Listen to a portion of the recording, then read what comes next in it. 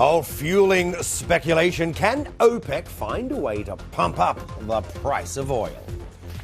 Plus, the day the river turned red, villagers count the cost of Brazil's worst environmental disaster.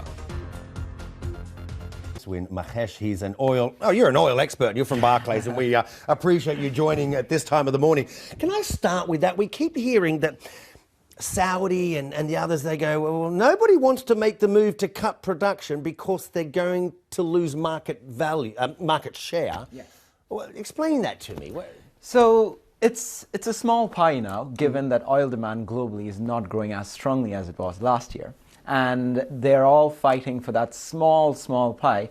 And Saudi Arabia knows if they do cut, they do win on prices because prices will go up, but they lose on market share because somebody else will come in and take that. So Russia you might get the US producers, etc., filling in that market share. And the Saudis are saying, we're the lowest cost producers. Why should we cut when they're more expensive and they're the ones that should cut? There you go. Okay, so is this so much at the moment with the low prices, or the low price of oil, is this so much a nobody's cutting story, or isn't this a US fracking success story?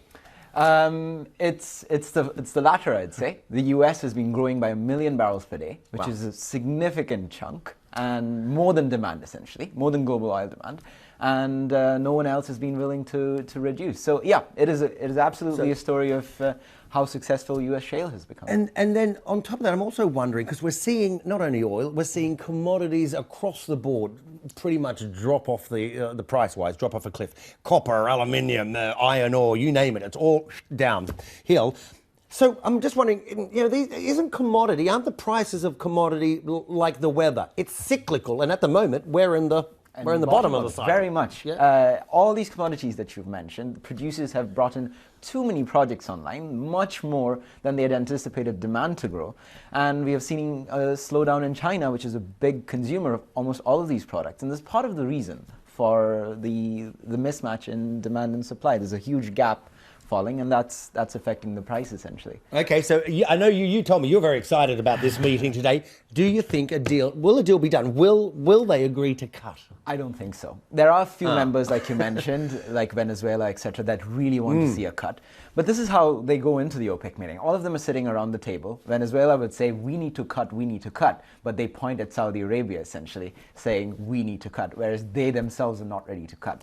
That is a very tough position for Saudi Arabia to be in, because they can't be the only ones shouldering the responsibility. And because the Saudis also say want Iran to cut, right? But Iran is coming into the market next year, and Iran's going, hang on, we've been out of the market now. For 3 years, exactly. Right. So it is unfair for a few members, such as Iran, Iraq, etc., who've been disadvantaged the last few years to be asked to cut.